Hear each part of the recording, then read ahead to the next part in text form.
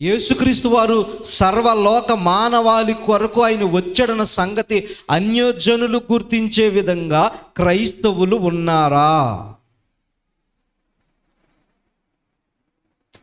సర్వలోకాన్ని ఉద్ధరించడానికి సర్వోన్నతిని దగ్గర నుంచి దేవుని కుమారుడు ఈ లోకానికి ఉద్భవించాడని చెప్పగలిగే క్యాపబిలిటీ ఉన్న సేవకులు ఉన్నారా? డిసెంబర్ నెల క్యాష్ సీజన్గా మార్చేస్తున్నారు. ఏ సీజన్ అంటే ఇది? క్యాష్ చేసుకునే సీజన్గా మార్చేస్తున్నారు. మీరు చూడండి, డిసెంబర్ నెలలోనే అందరు సేవకులు బిజీగా ఉంటారు. క్రిస్మస్ వర్తమానాలు, క్రిస్మస్ సందేశాల్లో క్రిస్మస్ వర్తమానాల్లో క్రీస్తు ఈ లోకానికి వచ్చాడన్న వార్తలు ఉంటున్నాయా? బైబిల్లో దేని కొరకైతే యేసుక్రీస్తు వారు వచ్చాడన్న సంగతి ఈరోజు సొసైటీలో మనకి వినబడుతుందా? లేదు. కనుక జాగ్రత్తగా మనం పరిశీలన చేస్తే, ఆయన సమరయుల మార్గమున వెళ్ళవలసి వచ్చెను. ఆయన సమరయుల మార్గమున వెళ్ళవలసి వచ్చాడు. రావడం ఏంటండి? ఆయన ఈ లోకానికే వచ్చాడు. ఈ లోకానికి వచ్చిన ఆయన దేవుని చిత్తము నిమిత్తము ఎక్కడికైనా వెళ్తాడు. కిందకి చదువుదాం. గనుక యాకోబు తన కుమారుడైన యోసేపుకిచ్చిన భూమి దగ్గరున్న సమరయలోని సుకారను ఊరికి వచ్చెను. అక్కడ యాకోబు బావి ఉండెను. గనుక యేసు ప్రయాణము వలన అలసియున్న రీతినే ఆ బావి యొద్ద కూర్చుండెను. అప్పటికి ఇంచుమించు 12 గంటలాయెను. సమరయ స్త్రీ నీళ్లు చేదుకొనుటకు అక్కడికి రాగా యేసు నాకు దాహమునకిమ్మని ఆమెను నాగుదాం. ఆయన సమరయుల మార్గమును వెళ్ళవలసి వచ్చిన సంగతి తర్వాత ఏం చదువుకున్నామంటే, ఒక బావి ఉంది. ఆ బావి ఎవరు తవ్వించారు? యాకోబు తవ్వించారని ఇప్పుడు చదివితేనే మీకు అర్థమయ్యిందా? లేకపోతే ఇదివరకు ఏమైనా నాలెడ్జ్ ఏమైనా ఉందా? ఇదివరకు అది యాకోబు తవ్వించాడని ఏమైనా రీసెర్చ్ చేశారా? పాత నిబంధనలోనికి వెళ్ళి ఇది యాకోబు తవ్వించిన బావే అని ఎవరైనా చదివారా? ఉందా? సర్లేండి, నా కంటెంట్ మిస్ అవుతాను. ఈరోజు మిమ్మల్ని ఏమన్నా అనడానికి సిద్ధపడితే అది ఏమన్నగానే, అది యాకోబు తవ్వించిన బావి. అది ఎవరి అండర్లో ఉందంటే అది యూదులకి అలాగే సమరయులకి మధ్యలో ఉండిపోయింది. ఆ బావి దగ్గరికి సమరయులే వస్తారు తప్ప యూదులు ఎంత మాత్రమును రారు. ఇప్పుడు ఆ బావి దగ్గర ఫస్ట్ ఎవరున్నారు? అన్ని క్వశ్చన్సే వస్తాయి. ఆ బావి దగ్గరికి ఫస్ట్ ఎవరు వెళ్ళారు? యేసుక్రీస్తు వారు వెళ్ళారు.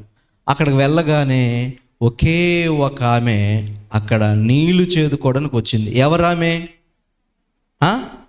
సమరయ స్త్రీ. సమరయ స్త్రీ. సమరయులు ఎవరు? సమరయ స్త్రీ ఎవరు? సమరయులు ఎవరు? సమరయ స్త్రీ ఎవరు? సమరయులు అనగా ఎవరు? సమరయులు ఎలా ఏర్పడ్డారు? సమరయ స్త్రీ ఎవరు?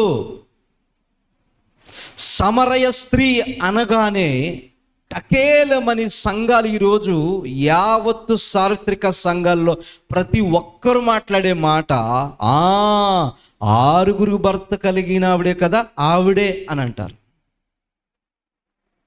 6 పెళ్లి చేసుకున్న స్త్రీయే కదా ఆవిడే సమరయ స్త్రీ అని అంటారు. సమరయ స్త్రీ అని అనగానే ఒక తప్పుడు భావాన్ని ముద్రించి చూపించిన సన్నివేశం మనకు కనబడుతుంది.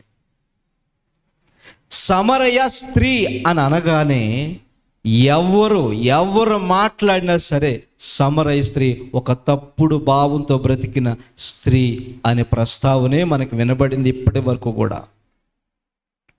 ఆమె జీవితం సరైనది కాదు, ఆమె బ్రతుకు సరైనది కాదు. 6 పెళ్ళిళ్ళు చేసుకుంది, 6 భర్తలతో ఆమె జీవితాన్ని గడిపింది, తర్వాత మార్పు వచ్చింది అనే చెప్పారు లోకాన్న చాలామంది. అని ఉందా ఇక్కడ?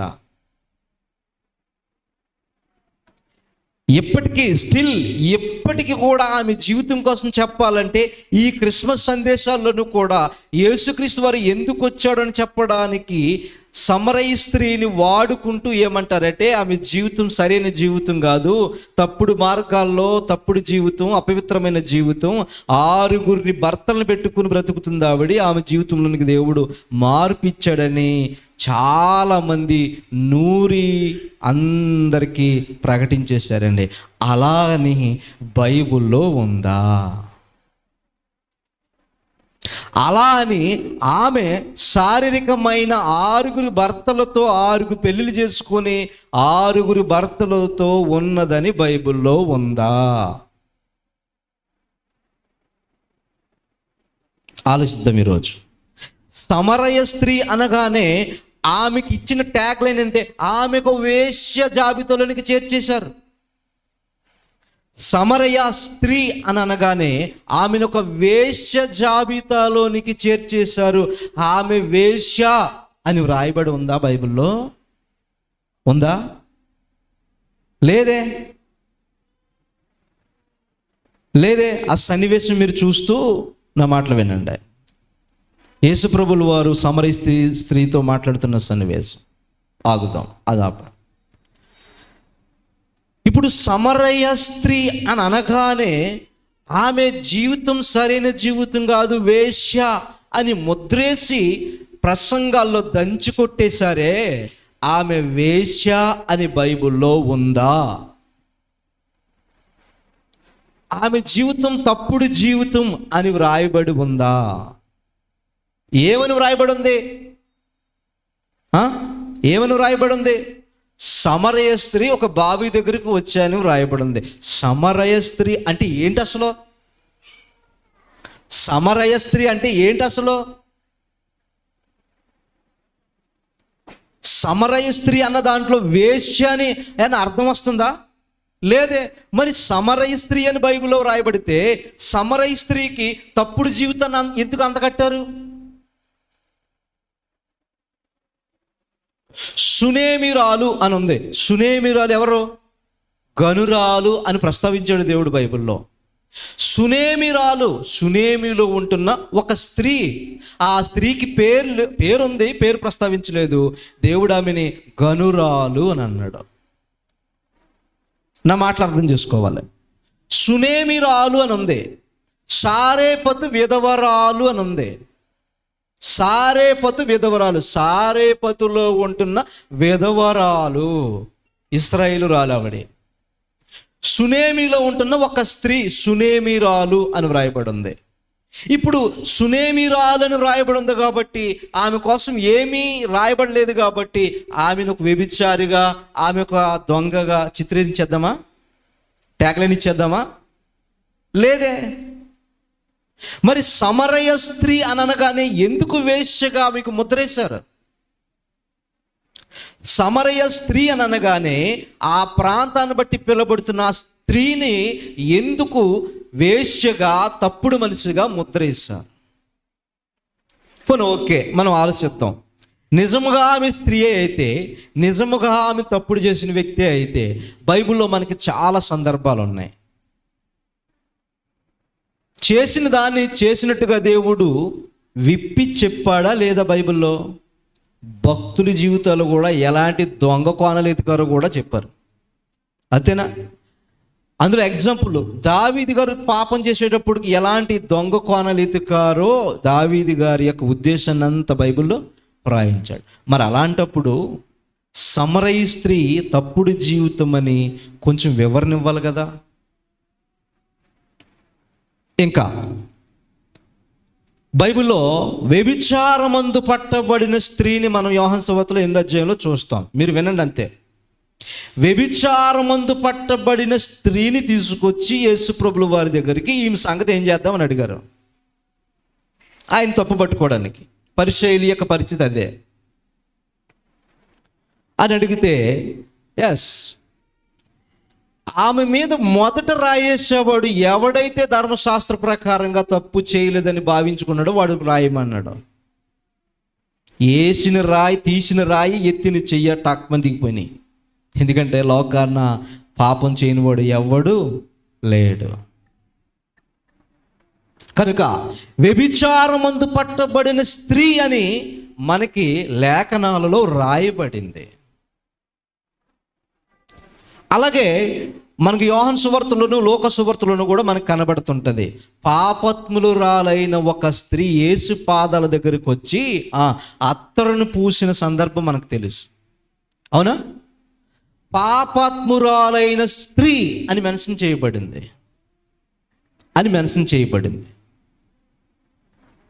కనుక మరి పాపాత్మురాలైన స్త్రీ అని మెన్షన్ చేయబడినప్పుడు సమరయ స్త్రీ ఈమె 4 భర్తల్ని, శారీరకమైన భర్తలను చేసుకున్న స్త్రీ అని రాయాలి కదా. ఇంకా రాహాబను ఎవరావిడి? వేశ్య. యెహోషువ గ్రంథంలో 2వ అధ్యాయం ఉంటుంది, తీయక్కర్లేదు ఎవరు కూడా. రాహాబను వేశ్య రాయించాడు.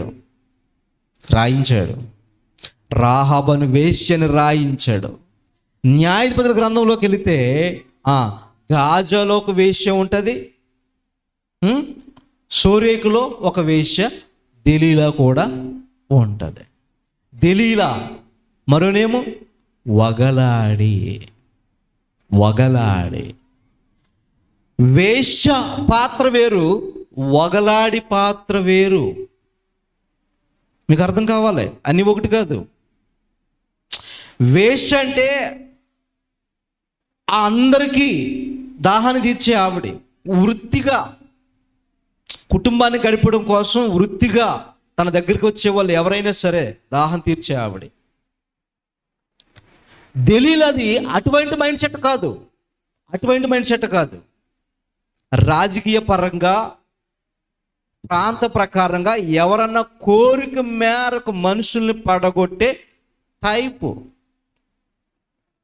దెలీలా వగలాడి అంటే ఒక్కొక్క స్త్రీని మనం ఆలోచిస్తున్నప్పుడు ఎవరెవరు ఎలా ఉన్నారో రాయించినప్పుడు సమరయ స్త్రీని గూర్చి దేవుడు ఎందుకు రాయించలేదు? సమరయ స్త్రీ అనగానే ఆమె వేశ్యగా ఎందుకు ముద్రించారు? ఎందుకు ముద్ర వేసి సమరయ స్త్రీ అనగానే తప్పుడు జీవితాన్ని కొనసాగించిన స్త్రీగా ఇప్పటికీ చాలామంది బడా సేవకులు కూడా ఎందుకు అలా బోధించారు అంటే, బోధించడమే చూసుకుంటారే తప్ప దేవుడు రాయించిన శైలిని అర్థం చేసుకోకపోతే ఎవరికీ అర్థం కాదు. చాలామంది బడా సేవకులు, చాలామంది పెద్ద సేవకులు కూడా సమరయ స్త్రీ అనగానే ఏమని ముద్రించారంటే, ఆమె స్త్రీ వేశ్య, తప్పుడు జీవితం ఆమెది, ప్రభు ఆమె జీవితంలో రాగానే జీవితం మార్చుకుంది అని చెప్పారే తప్ప ఏ ఒక్కరూ కూడా ఆమెతో మాట్లాడుతున్న సంభాషణ అర్థం చేసుకుని అసలు ఆమె ఎవరు, ఆ 6 భర్తలు ఏ భర్తలని ఎవ్వరు కూడా వివరణ ఇవ్వలేకపోయారు. అసలు ఆమె జీవితం లాంటి దానికి ఎవిడెన్స్ ఏమీ ఇవ్వలేకపోయారు. కానీ సూటిగా మాత్రం చెప్పుకోవడానికి, మోటివేషనల్కి, గొప్ప ప్రసంగానికి ఏం చేశారంటే, సమరయ స్త్రీ అనగానే సమరయులు ఎలాగొచ్చారో తర్వాత లేదు, సమరయ స్త్రీ జీవితం ఇలాంటిదని ఎవిడెన్స్ లేవు, సమరయ స్త్రీ జీవితం మాత్రం దుర్భరం అని చెప్పేశారు. ఏదైనా ఎప్పుడైనా ఒకటి చెప్పాలనుకున్నప్పుడు ఈనాటి సేవకులకి ఎక్కువ మందికి బైబిల్ చదివే అలవాటు తక్కువ, కానీ పుస్తకాలు బుక్ నాలెడ్జ్ ఎక్కువైపోయింది. ఎలాంటివంటే ఏదైనా ఒక సంగతి మీద లైన్ తప్పకుండా చెప్పాలంటే ఆ నిఘంటువులు అలాగే పదకోశాలు వాడుతుంటారు. ఏంటవి? పదకోశాలు వాడి ఆ పదజాలంతో ఉన్న భావాన్ని లైన్ తప్పకుండా ఎక్కడైతే ఉందో దాన్ని తీసుకుని సేమ్ యాజ్ ఇట్ ఈజ్ 10 రెఫరెన్స్లో 5 రెఫరెన్స్లో 20 రెఫరెన్స్లో ఆ పదకోశంలో ఉంటున్న రెఫరెన్స్లు అన్నీ తీసి మాట్లాడేస్తుంటారు. అలా చెప్పే సమరయ స్త్రీలో దాగి ఉన్న సారాన్ని మిస్ చేసేసారు. ఒక ఎగ్జాంపుల్ చెప్తాను. సమరయ స్త్రీ అనే సందర్భం మనం ఎత్తుకున్నాం. ఇది ఎన్నో అధ్యాయం? 4వ అధ్యాయం. ఇది ఏ సువార్త? యోహాను సువార్త. సువార్తల్లో యోహాను సువార్త ప్రత్యేకతగా మనకు కనబడుతుంటుంది. ఓకే, ప్రత్యేకతగా మనకు కనబడుతుంటుంది. ఈ 4వ అధ్యాయంలో సమరయ స్త్రీ వివరణ మనకు అర్థం కావాలంటే హిస్టారికల్ ఎవిడెన్స్, సమరయులు ఎవరు కట్టారు, ఇవన్నీ మన పాత నిబంధనలోకి వెళితే అర్థమవుతుంది. అది కాదు అసలు ఈ 4వ అధ్యాయం సారం మనకు అర్థం అవ్వాలంటే మొదట 2-3 అధ్యాయాలు కూడా మనకి ఐడెంటిఫికేషన్ ఉండాలి. అంటే ఇక్కడ సమరయ స్త్రీ వివరణ మనకు అర్థం కావాలంటే దీని ముందున్న దీని వెనకున్న 3 అధ్యాయాల భావం కూడా మనకు తెలియాలి. అంత చదవాలి. ఒక పాయింట్ తీసేసుకుని నిఘంటు తీసుకుని పదకోశం తీసుకుని అయిపోయింది, వచ్చేసింది ప్రసంగం అనుకుని చెప్పేసి వాళ్ళు ఈరోజు చాలామంది ఉన్నారు. ఒక ప్రసంగం చేయాలంటే బైబిల్లో దేవుడు కోరుకున్న సారాన్ని అందివ్వాలి. బైబిల్లో దేవుడు కోరుకున్న సారం అందించి ఆ తర్వాత నువ్వు మోటివేషనల్ చెప్పు. అప్పుడు నువ్వు ప్రజల నాడి పట్టుకొని నిన్ను ఎలబ్రేట్ చేసుకుంటావో నిన్ను చూపించుకుంటావో తర్వాత విషయం. అసలు దేవుడు బైబిల్లో రాసిన సారం కనుమరుగైపోతుంది. ముందు చెప్పబడుతున్న సేవకుడు, చెప్పబడుతున్న నాయకుడు ఎవరైతే ఉన్నాడో ఆయన ఎలబ్రేట్ అయిపోతున్నాడు, ఆయన బాహాటంగా చూపించబడుతున్నాడు తప్ప బైబిల్లో ఎవరి కొరకైతే రాయబడిందో ఆ సారం మిస్ అవుతుంది.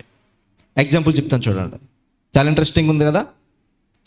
4వ అధ్యాయంలో సమరయ స్త్రీతో మాట్లాడుతున్న సంభాషణ మనకు అర్థం కావాలంటే మొదట 2-3 అధ్యాయాల్లో ఏం జరిగిందో మనకు అర్థం కావాలి.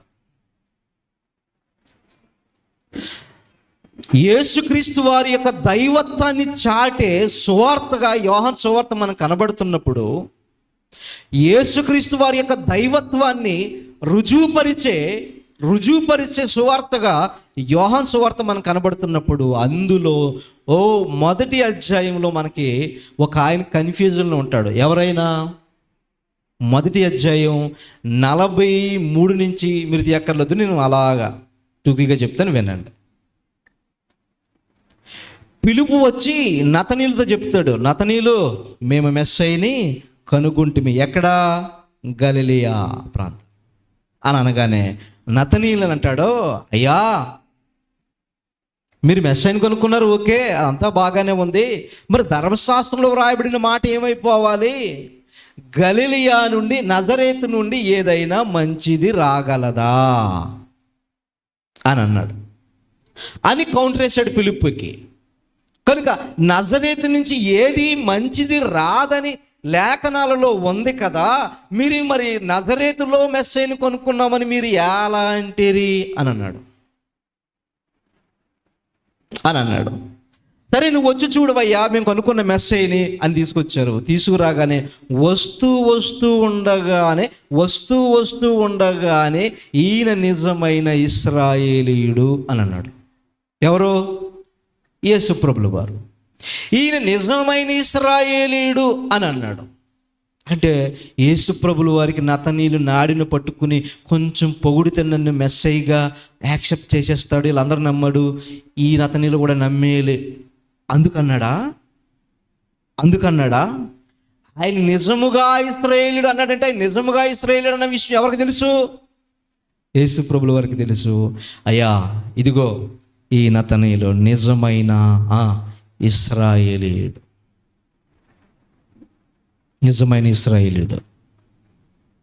నువ్వు ఎలాగన్నావయ్యా అంటే, నువ్వు నన్ను ఎక్కడ చూసావయ్యా అంటే, నా ముక్కు ముఖం ఎప్పుడు నీకు తెలియదు కదా, నన్ను ఎలా ఇంత మాట అన్నావనగానే, అంజూరపు చెట్టు కింద ఉన్నప్పుడే నేను చూచి తిని. ఇప్పుడు టింగుమని ఎవరికి వెలిగింది? నతనీయులకు వెలిగిపోయింది. ఈయన నిజముగా మెస్సయ్య. నజరేతు లేదు, యేసేపు కుమారుడు కాదు, నువ్వు దేవుని కుమారుడు, నువ్వు దైవమని నేను నమ్ముతున్నాను అని అన్నాడు. కన్ఫ్యూజన్లో ఉన్న నతనీయులతో ప్రభు మాట్లాడినప్పుడు నతనీయులకు విడుదల వచ్చింది. నతనీయులు హృదయం తెరవబడింది. దైవ కుమారుని గుర్తించాడు. నెంబర్ 1. నెంబర్ 2, యోహాను సువార్తలో 2వ అధ్యాయంలో ఒక మహా అద్భుత కార్యం జరిగింది. ఏంటది? కానా విందులో ఏం జరిగింది? ఆయన అయిపోతే ద్రాక్షరసాన్ని కొత్త ద్రాక్షరసాన్ని చేసి ఇచ్చాడు. ఇప్పుడు ఆ పాయింట్ మనం ఆలోచన చేయగలిగితే, ఇక్కడ ద్రాక్షరసం అయిపోయింది.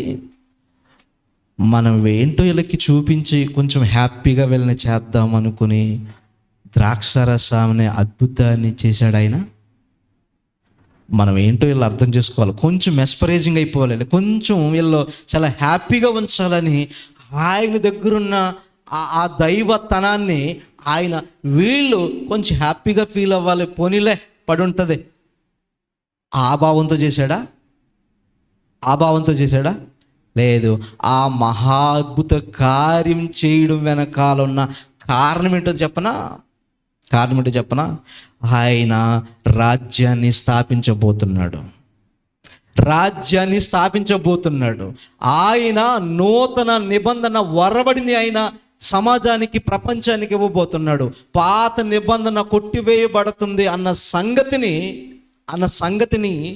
రాజ్యాన్ని స్థాపించబోతున్నాడన్న దానికి, నూతన నిబంధన ఇవ్వబోతున్నాడన్న దానికి వారు గుర్తించాలని వచ్చిన కుమారుడు మరియ కుమారుడో యేసేపు కుమారుడో అని వీళ్ళు అనుకోకూడదని వచ్చిన కుమారుడు దైవ కుమారుడని గుర్తించి నూతన నిబంధనకు చిహ్నముగా ఆయన దైవ లక్షణాన్ని గుర్తు చేసే ఒక అద్భుత కార్యమే కానా విందులో చేసిన మహాద్భుతమైన కార్యం. అది వారికి గుర్తుండాలి. ఎందుకంటే బాణంలో ఉన్న నీళ్లు దేనికి గుర్తుంటే ధర్మశాస్త్ర ప్రకారంగా వారు శుభ్రం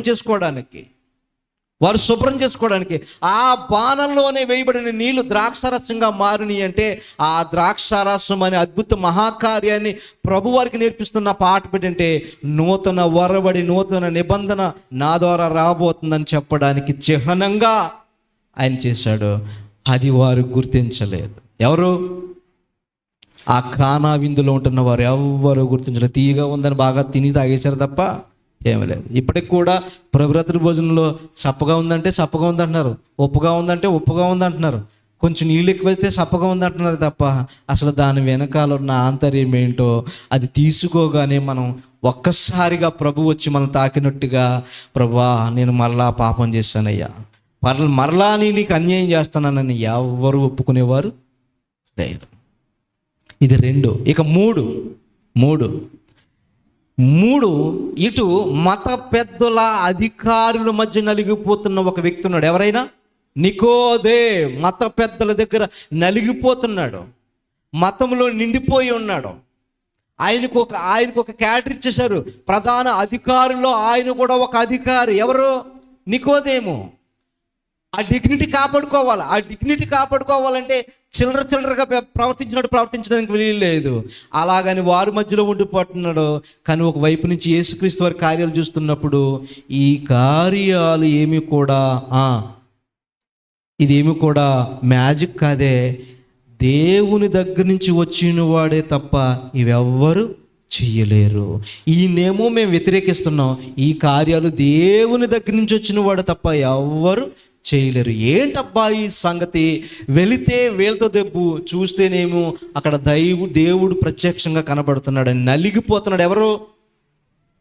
నికోదేము నలిగిపోతున్నప్పుడు పగటి వేళ వెళితే నువ్వు కూడా ఇలాగా అయిపోయావా అని అంటారని ఆల్రెడీ అనేశారు.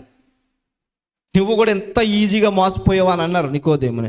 ఎక్కడైతే పగలెళ్తే వీళ్ళు నన్ను ఎక్కడైతే ఆటంకపరుస్తారో అబ్జెక్షన్ పెడతారేమని రాత్రి వేళ నికోదేము ఎవరి దగ్గరికి వచ్చాడు? ప్రభు దగ్గరికి వచ్చాడు. ప్రభు దగ్గరికి వచ్చినప్పుడు మాట్లాడాడు, అయ్యా ఇది సంగతి, ఇది సంగతి, ఇది సంగతి అని. అక్కడ నూతనంగా జన్మించడం కోసం మాట్లాడితే ఆ జన్మ బాప్తిసం అన్నారు. అది బాప్తిసం కాదు అయ్యా, నూతన ఒరవడి, నూతనంగా పుట్టాలి నువ్వు అన్నాడు. చూడండి, ఆ సందర్భంలో కూడా నికోదేముతో మాట్లాడినప్పుడు నికోదేముకి విడుదల వచ్చింది. సత్యంలోనికి, రక్షణలోనికి విడుదల వచ్చింది. మీరు ఈ 3 అధ్యాయాల వ్యక్తులతో మాట్లాడుతున్న శైలిని చూడండి. ఆధ్యాత్మిక రక్షణ సందర్భ కోణం మనకి కనబడుతున్నప్పుడు ఆ పరంపరలోనే 4వ అధ్యాయం వచ్చేసరికి సమరయుల ప్రాంతానికి ఎవరు వెళ్ళారు? యేసుక్రీస్తు వెళ్ళి ఎవరితో మాట్లాడుతున్నప్పుడు అలాగే ఆ పరంపరలోనే సమరయ స్త్రీతో మాట్లాడుతున్నాడు. ఎందుకు మాట్లాడుతున్నాడు? ఈ 3 అధ్యాయాల్లోనేమో దైవ గుణాన్ని తెలియజేసుకున్నాడు, రుజువు చేసుకున్నాడు, వాళ్ళందరినీ విడిపించాడు. 4వ అధ్యాయం వచ్చేసరికి ఏం జరుగుతుందంటే ఈ సమరయ స్త్రీ ద్వారా సమరయులందరికీ విడుదలని ఇవ్వాలి. సమరయులో ఉంటున్న వారందరికీ విడుదలనివ్వాలి. ఈ రక్షణ భాగ్యాన్ని వాళ్ళకి అందించాలంటే ఇప్పుడు ఎవరితో స్టార్ట్ చేయాలి? సమరయ స్త్రీతో స్టార్ట్ చేయాలి.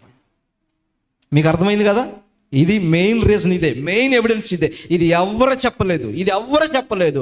ఒకవేళ ఏదైనా చెప్పాలనుకున్నప్పుడు ఆ అధ్యాయం మాత్రమే చదివితే కాదు, ఈ అధ్యాయ పరంపర ఎక్కడి నుంచి స్టార్ట్ అవ్వింది, ఎక్కడి నుంచి ఇది కొనసాగుతుంది, ఎందుకు కొనసాగుతుంది అన్న పరంపర మనం అర్థం చేసుకున్నప్పుడే అధ్యాయంలో ఉన్న భావాన్ని మనం ఈజీగా చెప్పొచ్చు, దేవుని సహాయంతో, పరిశుద్ధాత్మ సహాయముతో. ఇప్పుడు ఈ ముగ్గురిని విడుదలిచ్చిన యేసు ప్రభు ఈ ఒక్కరైన ఈ సమరయ స్త్రీ ద్వారా సమరయులకు విడుదల ఇవ్వాలి.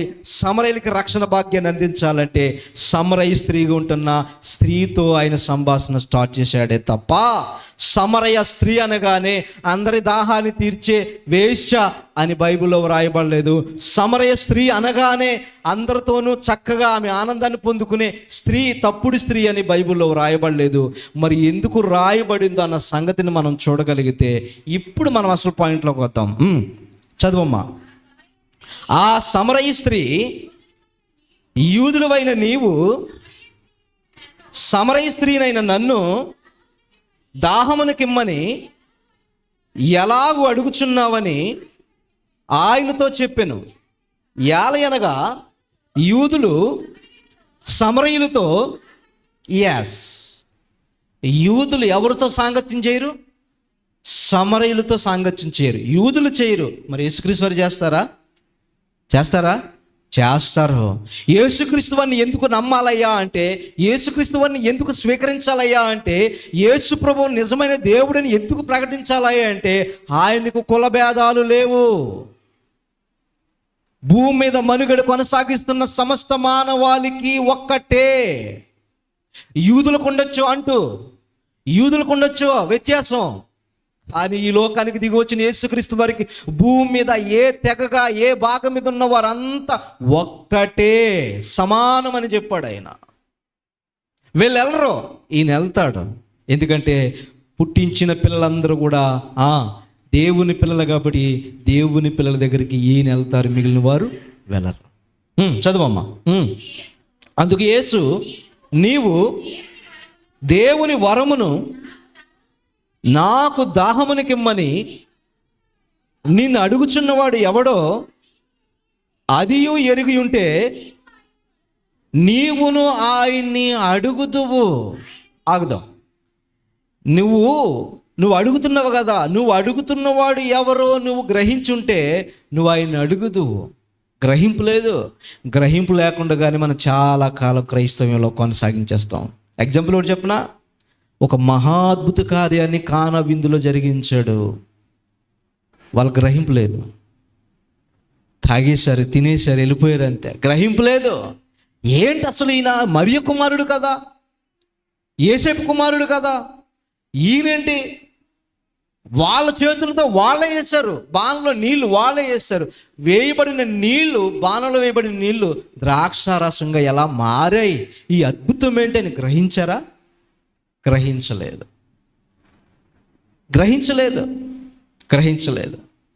చాలామంది దాన్ని తప్పుడుగా చూపించడానికి సోషల్ మీడియాలో ఒక వీడియో వచ్చింది. నీళ్లు ద్రాక్షారసంగా మార్చడం, కెమికల్ని యూజ్ చేసి నీళ్లను ద్రాక్షారసంగా మార్చారు. నిజమే, చాలా బాగుంది, నిజంగా వాళ్ళు కూడా మార్చారు. అలాంటప్పుడు యేసుక్రీస్తు వారు చేసిన దానికి వాళ్ళు చేసిన దానికి వ్యత్యాసం లేదని మనం అనుకోవచ్చు, కానీ ఖచ్చితమైన వ్యత్యాసం కనబడుతుంది. ఆ కెమికల్ ద్వారా మార్చిన ద్రాక్షారసం తాగితే చచ్చిపోతారు. మరి యేసుక్రీస్తు వారు మార్చిన ద్రాక్షారసం తాగి ఆనందించారు, సంతోషించారు. కాబట్టి ఆలోచించండి. వారు గ్రహించలేదు. ఇలాంటి అద్భుత కార్యాన్ని వారు తాగేశారే తప్ప అది గ్రహించలేదు. అది ఎందుకు చేశాడైనా ఏదో హ్యాపీగా ఫీల్ అవుతారులే, ఏదో పిల్లలకి మనం తండ్రిని కాబట్టి ఒక గిఫ్ట్ కొనుక్కొచ్చేసి ఎంజాయ్ చేయరా అని ఇచ్చేస్తాం మనం. అలా చేయలేదు యేసుప్రభుల వారు. మరి ఎందుకు చేశారంటే ఈ అద్భుత మహాకార్యము ద్వారా వారు వచ్చిన యేసేపు కుమారుడు ఎవరో వాళ్ళు గుర్తించాలని ఆ కార్యం చేశాడు. తాగేశారే తప్ప వాళ్ళకి గ్రహింపలేదు. ఇక్కడ కూడా అమ్మా, నువ్వు అడుగుతున్నది ఎవరిని అడుగుతున్నావో నువ్వు గ్రహించి ఉంటే నువ్వు ఆయన్ని నేరుగా అడుగుతావు అన్నాడు. సమరయ స్త్రీకి ఇంకా గ్రహింపలేదు. ఇంకా చదువుదాం. ఆయన నీకు జీవజలం ఇచ్చునని ఆమెతో చెప్పాను. అప్పుడు ఆ స్త్రీ, అయ్యా, ఈ బావి లోతైనది, చేదుకొనుటకు నీకేమీ లేదే, ఆ జీవజలము ఎలాగు నీకు దొరుకును? తానును తన కుమారులను పశువులను ఈ బావి నీళ్లు త్రాగి మాకిచ్చిన మన తండ్రి అయిన యాకోబు కంటే. చూడండి, సమరయ స్త్రీ ఎవరితో పోల్చుంది? యాకోబుని యేసు ప్రభులతో మాట్లాడుతున్నప్పుడు నువ్వు యాకోబు కన్నా గొప్పవాడువా? నాకు అర్థం కావడం లేదు. నువ్వు యాకోబు కన్నా గొప్పవాడువా?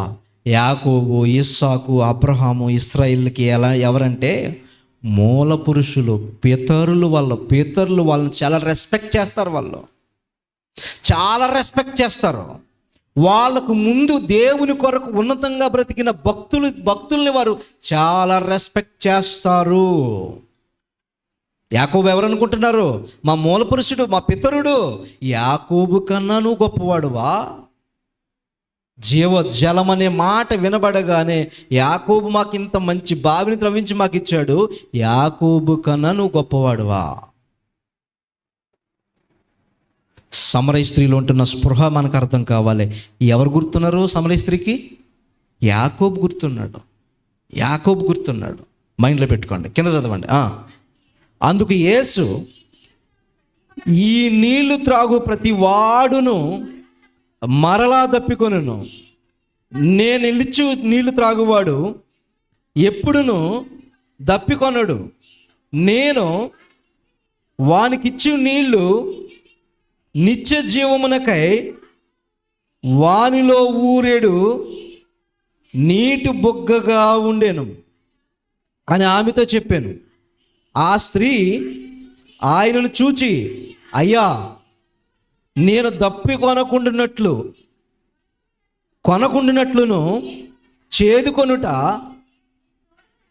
ఇంత దూరము రాకుండానట్లును ఆ నీళ్లు నాకు దయచేయమని అడుగగా, యేసు, నీవు వెళ్ళి నీ పెనిమిటిని పిలుచుకుని ఇక్కడికి రమ్మని ఆమెతో చెప్పాను.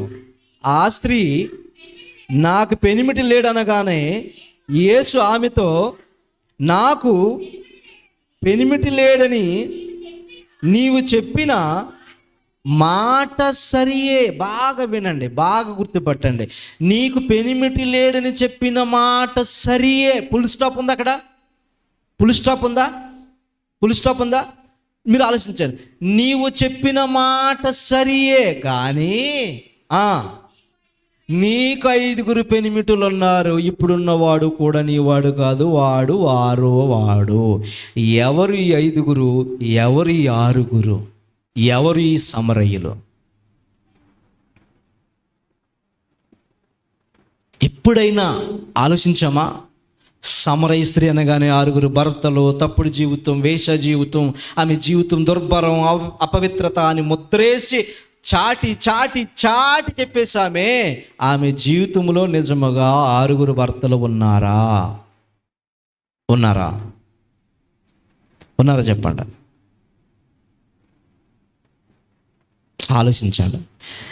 యేసుప్రభుల వారు నాకు ఆ జీవజాలం ఇస్తాను కానీ, ఆ జీవజాలం నీకు ఇస్తాను కానీ, ఒక మాట, నీ పెనిమిటిని తీసుకురానన్నా. నీ పెనిమిటిని తీసుకురానగానే ఆమె వెంటనే అన్నది, నాకు పెనిమిటి లేడయ్యా అని అన్నది. నాకు పెనిమిటి లేడయ్యా అన్నది. మీకు అర్థం కావాలి. కానా విందులో గ్రహింపు వాళ్ళకైతే ఎలాగైతే రాలేదో, సమరయ స్త్రీకి కూడా గ్రహింపు రాలేదు, స్పృహ రాలేదు. ఈయన భర్తల కోణంలో మాట్లాడుతున్నప్పుడు నీ పెనిమిటిని తీసుకురా అని అనగానే ఆమె నిజముగా చేసుకుంటున్న భర్తే అనుకుంది కాబట్టే నాకు భర్త లేడయ్యని స్వతహాగా ఓపెన్ స్టేట్మెంట్ ఇచ్చింది. మీకు అర్థం అవ్వాలంటే ఒక ఎగ్జాంపుల్ చెప్తాను. ఒకరోజు అపోస్తుల కార్యం 10వ అధ్యాయంలో పేతురుని కొర్నేలు దగ్గరికి పంపడానికి ఏమంటాడంటే, పేతురు నువ్వు వెళ్ళాలయ్యా. దర్శనంలో ఆయన దర్శనమిచ్చి ఏమని మాట్లాడతాడంటే, పేతురు ఇదిగో సకల చతుష్పాద జంతువులను చంపుకుని తినాలని చెప్పినప్పుడు పేతురు ఏమనంటాడు? లింకప్ చెయ్యండి, రీసెర్చ్ చేయండి, పరిశీలించండి. ఏమని అంటాడంటే, అప్పుడు ప్రభువే దర్శనమిచ్చి అయ్యా సకల చతుష్పాద జంతువులను చంపుకుని తినాలి అని మాట్లాడుతున్నప్పుడు పేతురు అంటాడు, ప్రభువా నిష్ఠగల జీవితం కలిగిన వాడిని, ఇప్పుడే కాదు అంతకు ముందే కాదు, ధర్మశాస్త్ర ప్రకారంగా తినకూడనిది కానీ అపవిత్రమైనది కానీ ముట్టకుండగా పవిత్రంగా జీవిస్తున్న వాడిని, నేను అది తినలేను అని అన్నాడు. అటు ప్రభు ఏమన్నాడు? పవిత్రంగా ఎంచిన వాటిని నువ్వు అశుద్ధంగా ఎందుకు ఎంచుతున్నావు పేతురు అని అడిగాడు. అక్కడ జంతువుల కోసమా కాదే, గ్రహింపు లేదు కాబట్టి ఇది ఏంటో అని సందిగ్ధంలో పేతురు ఉండిపోయినప్పుడు వచ్చిన దర్శనం పేతురికి అంత త్వరగా అర్థం కాలేదే. చాలామంది నాకు దర్శనం వచ్చింది అని అంటారు. వచ్చిన దర్శనమే ఇంకా పేతురికి త్వరగా అర్థం కాలేదే. ఆ సందిగ్ధంలో ఉంటున్నప్పుడు మరలా ఆయన మాట్లాడతాడు, నీ దగ్గరికి 2 రాబోతున్నారు, 3 నువ్వు మాట్లాడు, మన కొరకు కొర్నేలు ఎదురు చూస్తున్నాడు, కొర్నేలు దగ్గరికి నువ్వు వెళ్ళాలి అన్నప్పుడు పేతురుకు అప్పుడు అర్థమయ్యే అన్య జనాంగాలను కూడా మనం స్వీకరించాలి, రక్షణ వాళ్ళకి అందించాలన్న సంగతిని మాట్లాడుతున్నాడని అర్థం చేసుకుని అప్పుడు కొర్నేలు దగ్గరికి వెళ్ళి ప్రసంగం చేసి కొర్నేలుని రక్షణ భాగ్యంలోనికి తీసుకొచ్చాడు పేతురు. అర్థమైన తర్వాత యాజ్ దిస్ సేమ్ యేసు ప్రభుల వారు కూడా నీకు జీవజాలం ఇస్తాను కానీ జీవజాలం ఇచ్చే ముందు నీకున్న పెనిమిటిని తీసుకురా అనగానే ఆ పెనిమిటి తీసుకురాని సంభాషణలో ఆమె అన్నదే, అయ్యా నాకు భర్త లేడయ్యా అని అన్నది. అర్థం కాక మాట్లాడుతున్న మాట మీకు అర్థం కావాలి. ఇప్పుడు ఈ 6 భర్తలు ఎవరు? ఈ 6 భర్తలు ఏంటి? ఈ సమరయులు ఎవరు అని మనం ఆలోచించగలిగితే టూకీగా చెప్తాను. అది చాలా కాలం మన సంఘంలో చెప్పుకున్న మెసేజ్లే. సమరయులు ఎవరు అని అంటే, షోమ్రోను ప్రాంతంలో, షోమ్రోను పర్వతం మీద కట్టబడిన పట్టణంలో ఉంటున్న ప్రజలే సమరయులు. షోమ్రోను పట్టణాన్ని ఎవరు కట్టారు?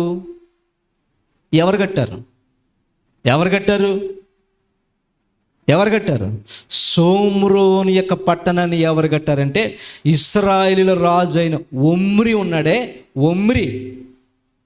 ఇదేం పేరు విచిత్రంగా ఉంది అనుకోకండి, వాళ్ళ పేర్లు అలాగే ఉంటాయి. ఒమ్రి షెమేరి దగ్గర కొని షోమ్రోను పట్టణాన్ని కట్టించాడు. ఎవరు? ఒమ్రి. ఇశ్రాయేలు రాజు ఒమ్రి షెమేరు రాజుని ఇశ్రాయేల్ మీదకి లేపాడు. ఇశ్రాయేల్ మీదకి ఎప్పుడైతే లేపాడో, ఇశ్రాయేల్ మీద దండెత్తి ఇశ్రాయేల్ మీద దాడి చేసి ఈ అష్షూరు రాజు నాశనం చేసి తీసుకెళ్ళిపోయాడు. ఎవరిని? ఈ 10 గోత్రాల వారిని తీసుకెళ్ళిపోయాడు. షోమ్రోను పట్టణాన్ని కూడా ముట్టడి వేసి దాడి చేసి షోమ్రోను పట్టణంలో ఉంటున్న ఇశ్రాయేలును కూడా తీసుకెళ్ళిపోయాడు. తీసుకెళ్ళిపోయిన తర్వాత ఆ షోమ్రోను పట్టణంలో కొంతమంది బ్యాలెన్స్ ఉండిపోయారు. ఇశ్రాయేలు కొంతమంది బ్యాలెన్స్ ఉండిపోయారు. ఆ బ్యాలెన్స్ ఉండిపోయిన జనాంగంలో షోమ్రోను పట్టణంలోనికి మళ్ళా అష్షూరు రాజు ఏం చేశాడో మనం చూడగలిగితే, రాజులు రాసిన 2వ గ్రంథం 17వ అధ్యాయము 24వ వచనం చూడండి. రాజులు రాసిన 2వ గ్రంథం 17వ అధ్యాయం 24వ వచనం. అష్షూరు రాజు బబులోను, కోత, అవ్వ, శపర్వియము అను తన దేశముల నుండి జనులను రప్పించి ఇశ్రాయేలీల వారికి మారుగా షోమ్రోను పట్టణములో ఉంచెను గనుక వారు షోమ్రోను దేశమును దాని పట్టణములో కాపురం చేసిరి. అయితే వారు కాపురం ఉండి ఆరంభించినప్పుడు యెహోవా యందు భయభక్తులు లేని వారి గనుక యెహోవా వారి మధ్యకు అవి స్పీడ్గా చదవమ్మా. తమ పట్టుకొనిన షోమ్రోను పట్టణంలో తాముంచిన జనులకు ఆ దేశపు దేవుని మర్యాద తెలియకున్నది గనుక ఆయన సింహములను పంపించెను. ఇశ్రాయేలీలు దేవుని మర్యాద వారికి తెలియనందున సింహములు వారిని చంపుచున్నవని వారు అష్షూరు రాజు అచ్చట నుండి తేబడిన యాజకులు ఒకరిని అచ్చటికి వీరు తోడుకుని పోవుడి. అతడు అచ్చటికి పోయి కాపురముండి ఆ దేశపు దేవుణ్ణి మర్యాదను వారికి నేర్పవలనని ఆగుదాం. ఇప్పుడు షోమ్రోను పట్టణంలోనికి ఎంతమంది వచ్చారు? బబులోనీయులు, హామాతు, ఇంకా కోత, హవ్వ, సెఫర్వయాము. అంటే ఎంతమంది వచ్చారు? 5 జాతుల వారు షోమ్రోను పట్టణంలోకి వచ్చారా? ముగించేస్తాను. మంచి మెసేజ్ అండి ఇది, తెలుసుకోవాల్సిన సంగతి. 5 జాతుల వారు వచ్చారు, 5 తెగల వారు వచ్చారు. ఇప్పుడు వాళ్ళు ఇక్కడ మిగిలిన బ్యాలెన్స్ ఉన్నవారు ఎవరున్నారు? 10 గోత్రాలకు సంబంధించిన ఇశ్రాయేలీలు ఇక్కడ ఉండిపోయారు. ఇప్పుడు ఈ ప్రాంతం అంతా ఎవరి ఆధీనంలో ఉంది? అష్షూరు రాజు గారి ఆధీనంలో ఉంది.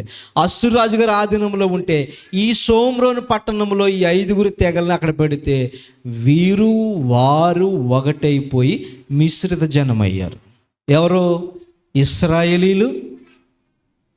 ఈ తేబడిన 5 జాతుల తెగల వారు ఒకటైపోయి ఒకరికొకరు పెళ్లి చేసుకుని ఏదేమైతే అయిందిలే ఇంకా మనం కూడా ఒకటిగా ఉందామని చెప్పేసి షోమ్రోను పట్టణంలో వీరి యొక్క పరిపాలన కొనసాగిస్తున్నారు. ఇప్పుడు షోమ్రోను పట్టణంలో ఉంటున్న వారిని ఏమందాం? ఇశ్రాయేల్ అందామా? హామాతు వారు అందామా?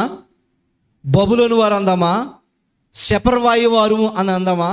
కోతా వారు అని అందామా? అలాగంటే గొడవలు వచ్చేస్తాయి వాళ్ళకి. మాదే డామినేషన్ అన్నాం అనుకోండి, మళ్ళా గొడవలు స్టార్ట్ అవుతాయి వాళ్ళకి. కాదు, వాళ్ళు ఇరువురు కలిసిపోయి ఉన్న దాన్ని ఏమన్నదంటే బైబిలు సమరయులు అని అన్నది. సమరయులు. షోమ్రోన్ అనేది హెబ్రీ పదం అయితే, గ్రీకు పదంలో మనకి మాట్లాడుతున్న ఇచ్చిన పదజాలానికి అర్థం ఏంటంటే సమరయ. సమరయ, ఆ సమరయ ప్రాంతాల్లో ఉంటున్న వారినే సమరయులు అని అన్నారు. టూకీగా చెప్తున్నాను, సమయం లేదు కాబట్టి. మీకు మొదటి రాజులు 16 అధ్యాయము 23 నుంచి 24 వరకు మీరు చదువుకోండి. అక్కడ ఒమ్రీ గారు చేసిన ఆ తతంగం అంతా కనబడుతున్నప్పుడు అక్కడ పుట్నోట్లో సమరయ అనే వ్రాయబడే మాట మనకు కనబడుతుంటుంది. ఇప్పుడు ఈ 5 తెగలవారు మిగిలిన ఈ ఇశ్రాయేలీలు మిక్స్ అయిపోతే వారు ఏమయ్యారంటే మిశ్రిత జనం అయ్యారు. ఆ మిశ్రితమైన జనాంగానికి పేరు ఏమని వచ్చిందంటే సమరయులు అని వచ్చింది తప్ప ఇశ్రాయేలు కాదు, అలాగని కోతావారు కాదు, బబులోను వారు కాదు, సెపరయ వారు అని కూడా కాదు. వారిని ఏమన్నారంటే సమరయులు. మిక్స్డ్ జనం, మిక్స్డ్ జనం, మిశ్రిత జనానికి బైబిల్ ఇచ్చిన పేరు ఏంటంటే సమరయులు. సమరయ ప్రాంతంలో ఉంటున్నారు కాబట్టి సమరయులు. తెలంగాణలో వచ్చారనుకోండి, మనల్ని ఏమంటారు? గోదావరి అంటారు, అంతేనా? మనం ఏమంటాం? హైదరాబాద్లో ఉంటున్న వారిని తెలంగాణ వాళ్ళు అని అంటాం, అంతేనా? అలాగే షోమ్రోను పట్టణం మీద ఉంటున్న వారిని ఏమన్నారంటే సమరయులు. సమరయులు. ఆ సమరయులు ఆ 5 తెగల వారు వచ్చారు సరే, వాళ్ళు వస్తూ ఊరకనే రాలేదు. మరి ఏం తెచ్చుకున్నారో మనం చూడగలిగితే 28వ వచనం చదవమ్మా. కాగా షోమ్రోను నుండి వారు పట్టుకుని వచ్చిన యాజకులలో ఒకడు వచ్చి బేతేలు ఊరిలో కాపురముండి యెహోవా యందు భయభక్తులుగా ఉండదగిన మర్యాదను వారికి బోధించెను. కానీ కొందరు జనులు తమ సొంత దేవతలను పెట్టుకొని షోమ్రోనీలు కట్టుకొనిన ఉన్నత స్థలముల, జ్ఞాపకం ఉంచుకోండి, ఏ స్థలం అది? ఉన్నత స్థలం. మళ్ళీ మన యోహాను సువార్తలోకి వెళ్తాం. ఉన్నత స్థలమున మందిరం ఎక్కడ కట్టుకున్నారు? ఉన్నతమైన స్థలం మీద కట్టుకున్నారు. ఉన్నతమైన స్థలం మీద కట్టుకున్న మందిరాలలో వాటిని ఎవరినే వారు తీసుకుని వచ్చారే 5 తెగల వారు 5 దేవుళ్ళను. ఇప్పుడు చదవండి. మరియు వారు తమ తమ పురములలో తమ దేవతలను కలుగు చేసుకొనిరి. బబులోను వారు ఇప్పుడు ఆగుదాం, ఇమేజ్ మీద అయ్యమ్మ. బబులోను వారు ఏ యజమాని తెచ్చుకున్నారు? సుక్కోతు. నెక్స్ట్ కోతావారు. కోతా దేశం వేరు, బబులోను దేశం వేరు. బబులోను వారు ఏం తెచ్చుకున్నారు? సుక్కోతు దేవుని తెచ్చుకున్నారు. నెక్స్ట్ కోతావారు ఎవరు తెచ్చుకున్నారు? అది చూడండి, నెర్గాలు. హామాత్ కాదు, ముందుది ఇది. జూమ్ చేయి. ఇగో ఈ దేవతను, నెర్గల దేవత ఎవరిలో? కోతావారు. నెక్స్ట్ హామాతు. చూడండి, హామాతు మేడ్ అషిమా. మీరు చూడండి ఆ దేవతను. జూమ్ చేయి, ఇంకా చూడండి. వస్తూ షోమ్రోను పట్టణానికి వీళ్ళు హామాతు వారు అషిమా దేవతను తెచ్చుకున్నారు. ఇంకా నెక్స్ట్ హవీలు.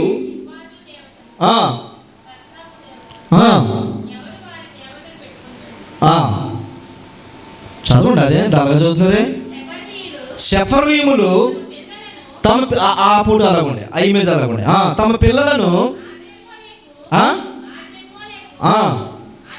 తిరగడానికి చాలా కష్టంగా ఉంది, పేర్లు చాలా కష్టంగా ఉన్నాయి.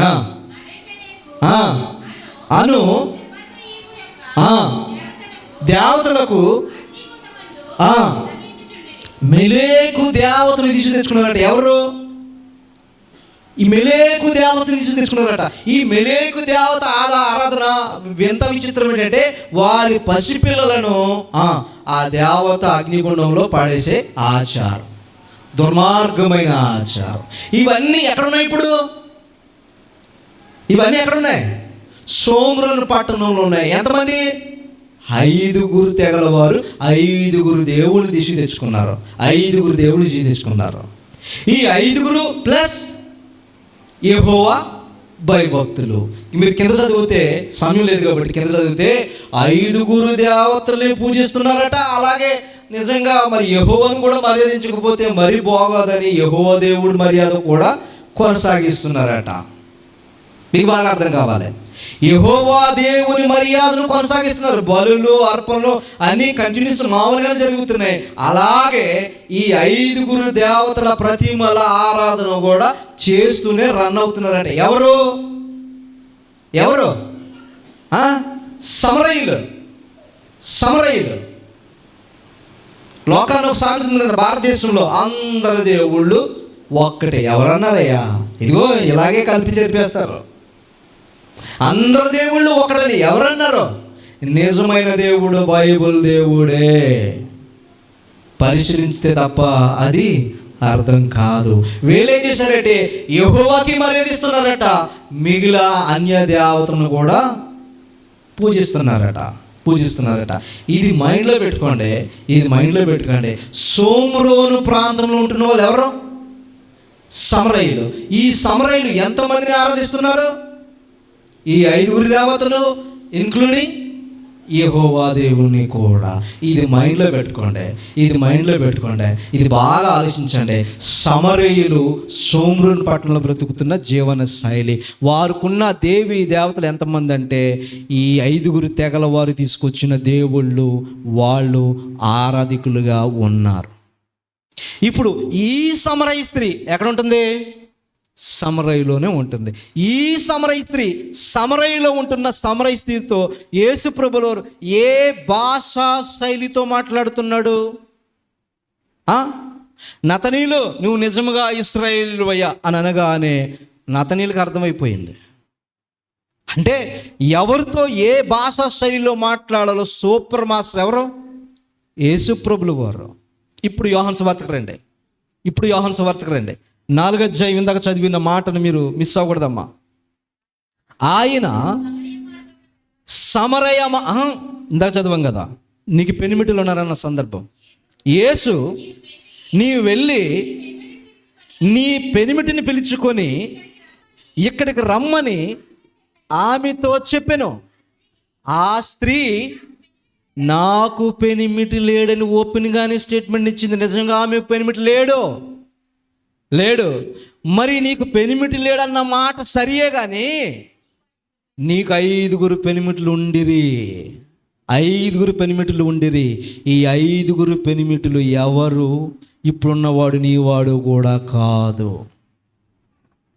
అని అన్నాడు. ఆయన అన్నాడు నీకు 5 పెనిమిట్లు ఉండ్రి. ఇప్పుడున్నవాడు నీ పెనిమిటి కూడా కాదు అని అన్నాడు. ఈ 5 పెనిమిటిలు ఉన్నారా అని ఆయన అన్నాడు. ఆ 5 పెనిమిటిలు, ఆ 5 భర్తలు ఎవరో శారీరకమైన భర్తలు కాదు. వీడితో 1 సంవత్సరం గడిపి వీడు సరిగ్గా లేదు, నా ఇష్టాలకు అయిష్టంగా ఉన్నాడు వీడు అని ఇంకొకరిని మార్చేసి అలా 5 చేసుకున్న భర్తల కోసం కాదు మాట్లాడుతున్నది. మరి ఎవరి కోసమయ్యా అంటే ఆ భాషా శైలిలో మాట్లాడుతున్నాడు. ఏ భాషా శైలిలో? అది ఆమెకు అర్థమవుతుంది, మనకు అర్థం కాదు. అది మనకు అర్థం కాకే ఇప్పటికీ సమరయ స్త్రీ వేశ్యగా ముద్రించాం, తప్పుడు స్త్రీగా ముద్రించాం. ఆ భాష శైలి మనకు అర్థం కాదు, వాళ్ళకి అర్థమవుతుంది. వాళ్ళకి ఎలా అర్థమవుతుంది అంటే వాళ్ళ సమరయులైనా సరే యూదులు ఎలా బ్రతుకుతున్నారో వాళ్ళకి అదే నిష్ఠ, అదే హోమ బలులు, అవే బలులు వాళ్ళు వేస్తూనే వచ్చారు. ఆ పరంపరలో మిగిలిన వారికి కూడా యజమానులుగా వారు బానిసలుగా వీరు పూజలు చేశారు. మీకు అర్థం కావాలంటే యెషయా గ్రంథం చూడండి. యెషయా గ్రంథం 54వ అధ్యాయం 5వ వచనం చూడండి. నిన్ను సృష్టించిన వాడు నీకు భర్త అయి ఉన్నాడు. అబ్బాయిలారు అర్థమవుతుందో లేదా? నేను గొంతు చించుకుని చెప్తున్నాను. 3 అయింది నాకు, రాత్రి 3. ఇలాంటి మెసేజ్ ఇవ్వాలనే ఉద్దేశంతోనే చెప్తున్నాను. ఓపెన్గా మాట్లాడుతున్నాను, ఎవరితోన్నా మాట్లాడడానికి సిద్ధం నేను. ఎందుకంటే ఇప్పటికీ సమరయ స్త్రీని అర్థం చేసుకోలేక అక్కడున్న కంటెంట్ని, అక్కడున్న సారాన్ని తొంగలో తొక్కేసి సమరయ స్త్రీని చెప్పుకోవడానికి బాగుందని వేశ్యగా ముద్రించారే కానీ సమరయ స్త్రీ వేశ్య, సమరయ స్త్రీ తప్పుడు స్త్రీ పక్కన పెడితే అక్కడ ప్రభులు వారు మాట్లాడిన కంటెంట్ మిస్ అయిపోయింది. అక్కడ నిన్ను సృష్టించిన వాడు నీకు భర్తై ఎవరితో మాట్లాడాడు? ఎవరితో? ఇశ్రాయేలుతో మాట్లాడాడు. ఇశ్రాయేలుతో మాట్లాడాడు. లవర్స్కి కోడింగ్ భాష ఉంటుంది. లవర్స్కి కోడింగ్ భాష ఉంటుంది. ఆ కోడింగ్ భాష మన మధ్య మాడతారు. అది మనకు అర్థం కాదు. అది మనకు అర్థం కాదు. అది వాళ్ళకే సిగ్నల్ అంటే ఆ సిగ్నల్కి అదే ఈ అమ్మాయి ఎలా వెళ్ళిపోతుంది అనుకుంటాం. అక్కడ సిగ్నల్ వచ్చింది. మన కళ్ళ ముందే మన చెవులు ఉండగానే మాట్లాడాడు. ఆ కోడింగ్ భాష మనకు అర్థం కాదు లవర్స్కి. కొంతమందికి భార్య భర్తలు కూడా కోడింగ్ భాష ఉంటుంది. ఏమే ఏదని ఎత్తారు. అలా అనగానే వాళ్ళకు ఉంటుంది, వాళ్ళకి అర్థమైపోతుంది. ఓకే అంటుంది భార్య.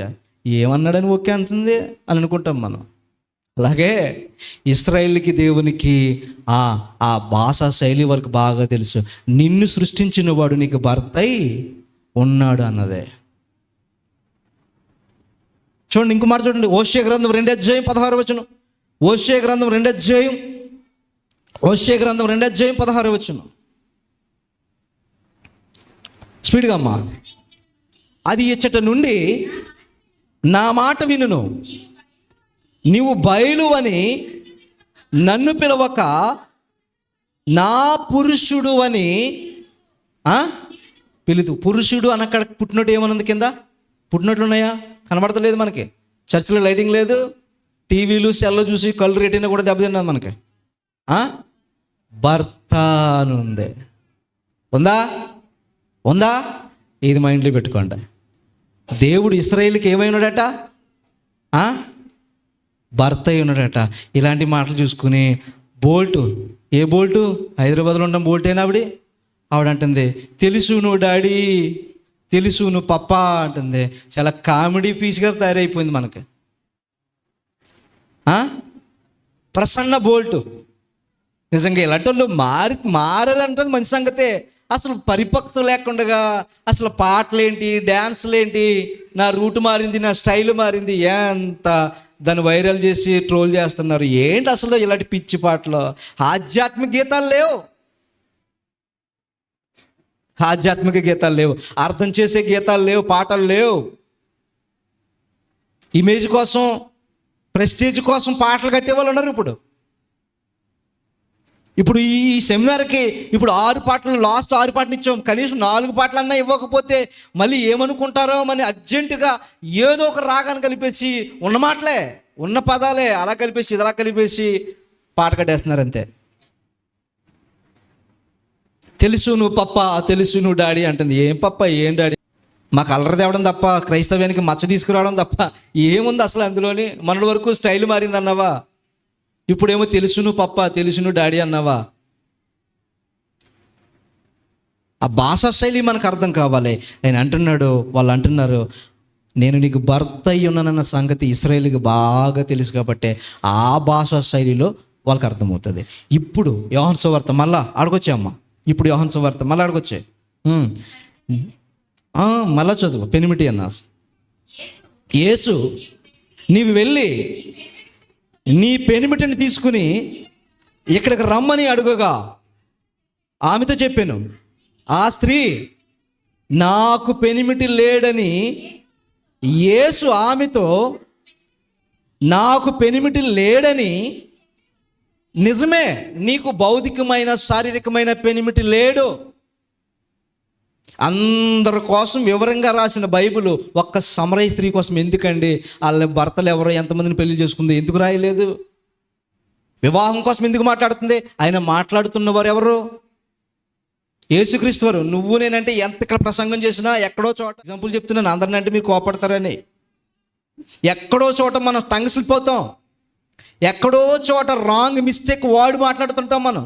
ఈరోజు చాలామంది ప్రసంగికులు కూడా లైవ్లో కొన్ని ఆడియోస్ వినండి ఎలా మాట్లాడారు.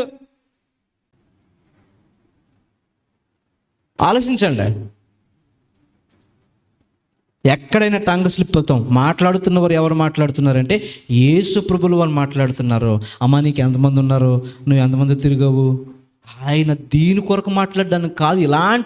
ఇలాంటి సంభాషణ ఆయన మాట్లాడడానికి రాలేదు. ఆయన మరి ఏం మాట్లాడడానికి వచ్చాడు? ఆయన భాష శైలిలో మాట్లాడి సమరయ స్త్రీని రేపడానికి ఆయన వచ్చాడు. సమరయ స్త్రీకి విడుదల ఇవ్వడానికి వచ్చాడు ఆయన. ఓకే, నీకు భౌతికమైన భర్త లేడన్నమాట సరియే, కానీ ఇప్పటి వరకు వ్యర్థ ఆరాధనతో యజమానిగా ఫీల్ అవుతున్న 5 భర్తలు నీకున్నారు. ఎవరెవరో 5 భర్తలు? ఎవరెవరో? బబులోను భర్త, కోతా భర్త, హమాతు భర్త, సెపర్వైం భర్త, ఇలా 5 భర్తలకి వీళ్ళు బానిసలుగా వ్యర్థమైన ఆరాధన చేస్తూ ఉన్నారు. వ్యర్థమైన ఆరాధన చేస్తూ ఉన్నారు. వాళ్ళకి వీళ్ళు బానిసలుగా, వీళ్ళు యజమానులుగా చూపించుకుని వ్యర్థమైన ఆరాధనలో ఉన్నారు. ఎప్పటికీ అదే వ్యర్థమైన ఆరాధనలో ఉన్నారు. ఆయన అంటున్నాడు, అమ్మ ఇప్పుడున్నవాడు నీ భర్త కూడా కాదు. నీ భర్త ఎవరంటే నీ భర్త ఎవరంటే నీకు అర్థం కావాలి. సంఘం వధువైతే వరుడెవరు? అది అమ్మా, ఇప్పటి వరకు మీరు వ్యర్థమైన ఆరాధన కలిగి మీరు భర్త అనుకుంటున్నారు, కానీ వాళ్ళు మీ భర్తలు కాదు. మీ భర్త ఎవరు? ఇప్పుడున్నవాడు నీవాడు కూడా కాదు. నీ వాడెవరు నేను చెబుతాను అనేసరికి, అమ్మా ఇప్పుడున్నవాడు నీవాడు కాదు అని అన్నప్పుడు ఆమె ఏమన్నది? చదవండి అదే.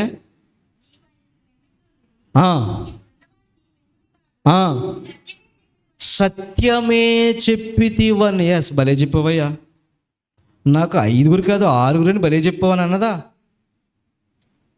5 కాదు, నాకు 6. ఇప్పుడు ఉన్నవాడు ఇంటికాడ ఉన్నాడు, ఆడి కోసమే నీళ్ళు పట్టుకెళ్తున్నాను, భలే చెప్పారండి అని అన్నదా? భాష శైలి అర్థం చేసుకుంది. ఇంకా ఇప్పుడు అర్థమైంది. ఏమని అర్థమైందంటే, ఎస్, నాకు భర్త లేడన్న మాట పక్కన పెడితే మాకున్న 6 భర్తలు ఎవరో నాకు ఇప్పుడు అర్థమైపోయింది ప్రభువా. అయ్యా, ఎస్, సత్యమే చెప్పితివి. సత్యాన్ని పక్కన వేసారండి, స్త్రీని మాత్రం ముందేసారండి. అర్థమైపోయింది. ఇప్పుడు గ్రహింపు వచ్చింది స్త్రీకి. గ్రహింపు వచ్చిన తర్వాత ఈ 6 భర్తలు ఎవరో కాదు, మేము నమ్మామే, మేము పూజించామే, మేము ఆరాధించామే, వాళ్ళే. ఎత్తైన పర్వతం మీద మేము ఆరాధిస్తున్నామే, అవే. వాటినే, ఆ దేవుళ్ళనే భర్తలుగా భర్త శైలిలో మాట్లాడుతూ ప్రభు అన్నాడు, ఇప్పుడున్నవాడు కూడా నీ భర్త కాదమ్మా అని అనేసరికి, ప్రభువా సత్యం చెప్పితివయ్యా అని అన్నది. నెక్స్ట్ ఏమన్నది ఇంకానే? అప్పుడు ఆ స్త్రీ, అయ్యా నీవు ప్రవక్తవని గ్రహించుచున్నాను. ఏమండి, ఆవినికి ప్రవక్త అంటే ఎవరో తెలుసు, ఆరాధన అంటే ఏంటో తెలుసు, యాకోబు ఎవరో తెలుసు, అబ్రహాం ఎవరో తెలుసు, ఇస్సాకు ఎవరో తెలుసు, ఇశ్రాయేలు చరిత్ర తెలుసు, బలులు తెలుసు, అన్నీ తెలుసు. ఇన్ని తెలిసిన ఆవిడ 6 భర్తలు మార్చేస్తుందంటే ఎలా అనుకుంటున్నామండి మనం? మా పితరుడు యాకోబు అని అంటుందే, మా పితరులు అబ్రహాం అంటుందే, మా పితరుడు ఇస్సాకు అంటుందే, ప్రవక్త అనే ప్రస్తావన ఆమెకు వచ్చిందే. సౌలుకు లేనిది కూడా సమరయ స్త్రీకి అర్థమయ్యింది. ప్రవక్త ఎలాగుంటాడో సమరయ స్త్రీకి తెలుసు. ప్రవక్త ఎలాగుంటాడో మనం ఊహించింది, మన ఊహల్లో లేనిది చెబుతాడు ప్రవక్త. అయ్యా నువ్వు ప్రవక్తవని మాకు అర్థమైంది అన్నదే. అంటే ఇప్పటి వరకు ఆమె పూజిస్తున్న ఈ భక్తి భావజాలంతో ఎవరిని ఆరాధిస్తుంది? వ్యర్థమైన ఆరాధన, ప్రతిమల ఆరాధన. భక్తి పరురాలని చెప్పడానికి పోయి వ్యభిచారురాలని చెప్పాము. ఎంత అమాయకత్వం! నా ఇన్వెస్టిగేషన్లో చెప్తున్నాను మీకు. భక్తి పరురాలని చెప్పడానికి పోయి వేశ్య అని చెప్పాం. మనం వేశ్య అని చెప్పాం. ఆమె భక్తి పరురాలే, కానీ ఏ భక్తి పరురాలు? జ్ఞానం లేని భక్తి పరురాలు. అందుకనే ఆమెతో మాట్లాడుతున్నాడు. సాదాసీదమైన మనిషితో ఆయన మాట్లాడతలేదు, సమరయ స్త్రీతో మాట్లాడుతున్నాడు. అయ్యా నువ్వు ప్రవక్తవయ్యా. ఇంకా మా పితరులు ఈ పర్వతమందు ఆరాధించుడు కానీ ఆరాధింపవలసిన స్థలము యెరూషలేములో ఉన్నదని మీరు చెప్పుదురని ఆయనతో అనగా. చూసావా ఏ గొడవ ఇది? ఇది ఎక్కడొచ్చిన గొడవ? ఇది ఎక్కడొచ్చిన గొడవ? ఇదేం గొడవ? మమ్మల్ని వదిలేస్తే బాగుంది అనుకుంటున్నారు మీరు, అంతేనా? అయిపోయింది, 1 గంట సమయం అయిపోయింది, గొడవ అయిపోయింది, వదిలేస్తే చాలనుకుంటున్నారు మీరు. ఇది ఎక్కడ వచ్చిన గొడవ అంటే, యోరాబాము ఉన్నాడు చూసారా రాజు, యోరాబాముకు అధికారం వచ్చిన తర్వాత మళ్ళీ ఇశ్రాయేలు ఏంటి, యూదులేంటి, వీళ్ళంతా యెరూషలేముకి వెళ్ళి ఆరాధించాలి. యెరూషలేముకి వెళ్ళి ఆరాధించాలి కాబట్టి ఇప్పుడు వీళ్ళంతా ఆరాధనకి జెరూషలేముకి వెళితే మళ్ళా నా అధికారం పోగొద్దన్న ఉద్దేశంతో ఈ యోరాబాము అనే రాజు ఏం చేశాడంటే, కుయుక్తితో, అధికార దాహంతో, చెడ్డ మనసుతో బేతేలులో ఒక విగ్రహాన్ని దూడ నిలబెట్టి, రే చూడండి దూడను చూడండి ఒకసారి, తల మెరిసేస్తుంది, బంగారంతో చేయించాడు. ఈ దూడంటే తెలుసా, మన పూర్వీకులు ఐగుప్తు నుంచి దాటుకుని వచ్చారే, ఇదేరా రక్షించింది. ఇక్కడ మీరు ఆరాధించిన, జెరూషలేముకి వెళ్ళి ఆరాధించిన ఒక్కటే అన్నాడు. అక్కడ వచ్చింది గొడవ. అక్కడ స్ట్రక్ అయిపోయారు ఇశ్రాయేల్లో. అక్కడ స్ట్రక్ అయిపోయిన కాడి నుంచి వీరికి వారికి ఒక గొడవ వచ్చింది. ఒరే ఆరాధించవలసింది మీరైనా మేమైనా జెరూషలేములోనే స్థానిక ప్రాంతం మనకి సియోన్ అనగానే మీరు అక్కడే ఆరాధించాలి, మీరు ఇక్కడికే రావాలి, మీ రాజు యోరాబామైనా సరే మీరు ఆరాధనకి ఇక్కడికే రావాలని యూదులు వాదన మొదలుపెట్టారు. నో, ఎక్కడ ఆరాధించినా పర్వాలేదమ్మా అని చిన్నపిల్లలా దెబ్బలాడుకున్నారు. అంతే, అక్కడొచ్చిన గొడవ. యూదులు ఎప్పుడైతే ఈ గొడవ స్టార్ట్ చేస్తారో, ఈ గొడవ ఎవరికి తెలుసు? సమరయ స్త్రీకి తెలుసు. కాబట్టి అయ్యా మా పితరులు పర్వతం మీద ఆరాధిస్తున్నారు, కానీ మీరైతే జెరూషలేములోనే ఆరాధించాలని చెబుతారు. ఇదేమి కొత్త కథ కాదు, పాత కథే అని చెబుతుంది. నిజమేమ్మా, బలి తెలిసిపోయింది నీకు అని అన్నాడు యేసుప్రభుల వారు. అసలు కథ చెబుతున్నాడు, అసలు సత్యాన్ని చెప్తున్నాడు. ఏమని మీరు పర్వతం మీద, ఎత్తైన పర్వతం మీద ఆరాధించారే, అది కూడా ఆరాధన కాదు. జెరూషలేములో ఆరాధిస్తున్నారే, ఇది కూడా ఆరాధన కాదు. అసలైన ఆరాధన ఏంటంటే, ఇప్పటి వరకు భక్తి శ్రద్ధలతో ఆరాధించిన మీ ఆరాధన వ్యర్థమైన ఆరాధన. ఆరాధించే సమయం వస్తుంది, అదొక కాలంలో వస్తుంది. అప్పుడు ఆరాధన ఎలాగుంటుందంటే, మీలా జ్ఞానం లేకుండా, సత్యం లేకుండా, ఆత్మ తీవ్రత లేకుండా ఆరాధించడం ఉండదు. ఎలాగుంటుందంటే, సత్యముతోనూ ఆత్మతోనూ ఆరాధిస్తారు. ఇప్పుడు వరకు మీరు ఆరాధించారు, 6 భర్తలను పెట్టుకుని, 6 యజమానులు పెట్టుకుని, 6 ప్రతిమల్ని పెట్టుకుని మీరు ఆరాధించారే, అందులో సత్యం లేదు, అందులో జ్ఞానం లేదు, అందులో ఆత్మ తీవ్రత లేదు. అది ఆరాధన కాదు, అది వ్యర్థమైన ఆరాధన. ఒక కాలం రాబోతుంది అమ్మా తల్లి, ఒక కాలం రాబోతుంది. ఆ కాలమున సత్యముతోనూ ఆత్మతోనూ మీరు ఆరాధిస్తారు. ఆరాధించే సమయం పర్వతం మీద కాదు, జెరూషలేము కూడా కాదు. మరి ఆరాధించే సమయం ఏదైతే ఎవరు ఇద్దరు ఆయన నామాన్ని కూడుకుని ఆరాధిస్తారో అదే ఆరాధన. ఇదిగో ఆ భాగ్యం మనకిచ్చాడు. ఎత్తైన పర్వతం మీద కట్టుకున్న సోమ్రోను పట్టణం మీద ఆరాధించిన ఆరాధన కాదు. జెరూషలేములో చేస్తున్న ఆరాధన కూడా ఆరాధన కాదు. సత్యముతో ఆత్మతో ఫిల్పిలైన బైబిల్ని పట్టుకుని ఎవరైతే ఆరాధిస్తారో అదే నిజమైన ఆరాధన. ఆరాధనలోనే మనమున్నాం. ఈ ఆరాధన అంటే మనకు గౌరవం లేదు, వాళ్ళకి గౌరవం లేదు కాబట్టి, వాళ్ళు విధేయత చూపలేదు కాబట్టి ఆ వాల్యూ, ఆ స్థితి కోల్పోయారు. ఆ స్థితి మనకు వచ్చింది. సంఘానికి రావడానికి ఈరోజు మనకు జబ్బు వచ్చేస్తుంది. అమ్మా, ఆరాధించవలసిన సమయం పర్వతము కాదు, జెరూషలేము కాదు. సత్యముతో ఆత్మతో ఎవరైతే ఆరాధిస్తారో అది నిజమైన ఆరాధన. ఇంకా కిందకి ఆమెతో ఇట్లా నేను, అమ్మా ఒక కాలం వచ్చుచున్నది, ఆ కాలమందు ఈ పర్వతం మీదనైనను యెరూషలేమునైనను నా మాట నమ్మము. మీరు మీకు తెలియని దాన్ని ఆరాధించువారు, మేము మాకు తెలిసిన దాన్ని ఆరాధించువారము. రక్షణ యూదులలో నుండియే కలుగుచున్నది. అయితే యథార్థముగా ఆరాధించువారు ఆత్మతోనూ సత్యముతోనూ తండ్రిని ఆరాధించు కాలము వచ్చుచున్నది, అది ఇప్పుడును వచ్చేయుచున్నది. తన్ను ఆరాధించువారు అట్టువారే కావాలని తండ్రి కోరుకొనుచున్నాడు. వ్యభిచారురాలైతే ఇలాంటి ఆరాధన సత్యం ఎందుకు మాట్లాడతాడు? అమ్మ నీ జీవితం మార్చుకోమంటాడు ఆయన. వ్యభిచారమందు పట్టబడిన స్త్రీని తీసుకొచ్చినప్పుడు వాళ్ళందరూ రాలేయలేదు, వెళ్ళిపోయారు. అమ్మా నేను కూడా నీ మీద రాయేను, కానీ ఒక విషయం ఇంకెన్నాడు, పాపం చేయకు అన్నాడు. ఒరే తల్లి, ఇంతమంది భర్తలతో నువ్వు ఉన్నావే, ఇవన్నీ గొడవెందుకు, కానీ ఒకే భర్తతో చక్కగా జీవితం మార్చుకుని ఉండని చెప్తాడు. అవునా? ఆమె జీవితానికి చాలామంది గంటల ప్రసంగాలు వచ్చేసినాయి. ఆమె జీవితం లేని జీవితం. యేసుప్రభులు వారు అలాగని ఉంటే నిజానికి సమరయ స్త్రీ కోసం చాలామందికి ప్రసంగాలు లేకపోను. ఏమైంది? తండ్రి కోరుకొనుచున్నాడు. తండ్రి ఉద్దేశాన్ని ఆయన తనతో మాట్లాడుతున్నాడు. ఇంకా దేవుడు ఆత్మ గనుక ఆయన ఆరాధించువారు ఆత్మతోనూ సత్యంతోనూ ఆరాధించవలెను. ఆ స్త్రీ ఆయనతో క్రీస్తు అనబడిన మెస్సయ్య వచ్చునని మేమెరుగుదును. నేనెరుగుదును. అధ్యక్ష, ఒక 10 నిమిషాలు వెయిట్ చేయండి. ఆ స్త్రీ ఏమంటుందట? చదవాలి అధ్యక్ష. క్రీస్తు అనబడిన మెస్సయ్య వచ్చునని నాకుందే. క్రీస్తు అనబడిన మెస్సయ్య వచ్చునని నిరీక్షణతో ఎదురు చూస్తున్న ఆమె ఎంత దుర్భరమైన పనులు ఎందుకు చేస్తుంది?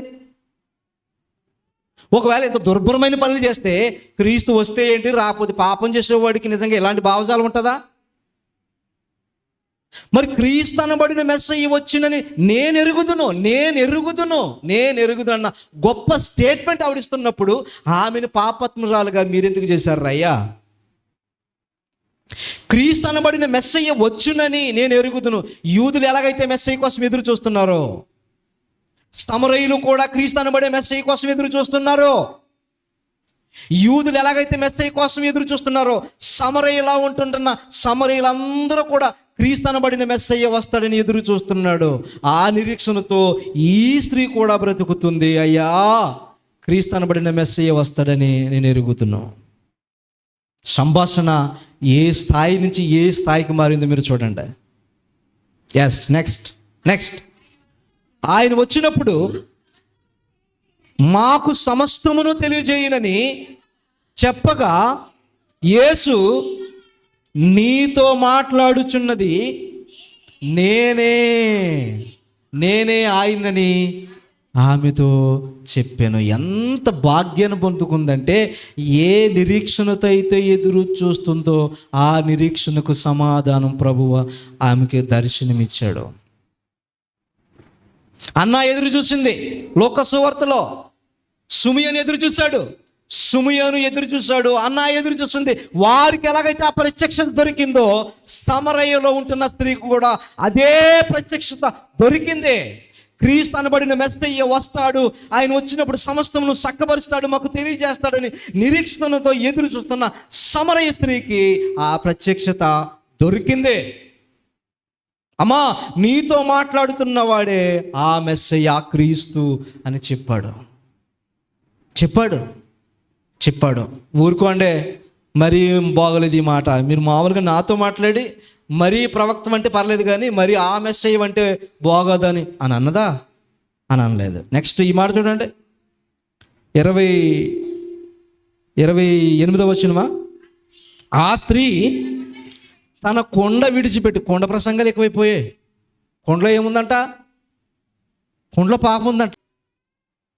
కొండ ప్రసంగాలు ఎక్కువైపోయాయి. కొండ మీద ప్రసంగం, కొండలో ఎక్కడెక్కడైతే వ్రాయబడిందో అదేంటంటారు, 10 కోసం చూస్తారండి. కొండ అనే ప్రస్తావన ఎక్కడ ఉందో ఆ కొండలన్నీ తీసుకొచ్చేసి ఈ కొండ దగ్గర తీసుకొచ్చేస్తుంటారు.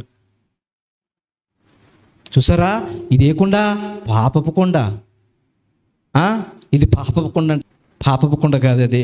ఆమెకి సీన్ అర్థమైపోయింది.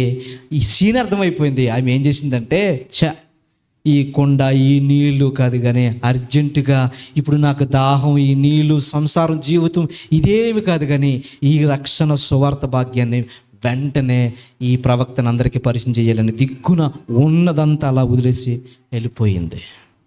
అది చెప్పాలి, అసలు అది చెప్పాలి. ఆ స్త్రీ చదవమ్మా, తన కొండను విడిచిపెట్టి ఊర్లోనికి వెళ్ళి, మీరు వచ్చి నేను చేసినవన్నీ నాతో చెప్పిన మనుషుణ్ణి చూడుడి అని చెప్పింది. మళ్ళీ ఈ మాట, నేను చేసినవన్నీ ఆయన అన్నీ చెప్పేశాడండి. నేను ఎక్కడెక్కడ ఒక్కొక్కరిని పెళ్లి చేసుకున్నానో, నేను ఎక్కడెక్కడ ఎవరితో ఉన్నానో అన్నీ చెప్పేసి అనుందా? మరి లేదు. మరి నేను చేసినవన్నీ అని అనగానే నేను చేసినవన్నీ అన్న ఆమె చేసిన వ్యర్థారాధన అంతా ఆయన బయట పెట్టాడు. వాళ్ళు చేసినవన్నీ కూడా వాళ్ళ శైలిలో, భాష శైలిలో ఆయన చెప్పాడు. ఆమెకు అర్థమైంది. అర్థమైన భాషతోనే ఆమె కూడా వివరించకుండా ఏం చెప్తుందంటే, మనం చేస్తున్నవన్నీ ఆయన చెప్పాడయ్యా, మనం ఏ మెస్సై కోసం అయితే ఎదురు చూస్తున్నామో మెస్సై ఆయన అని చెప్పింది.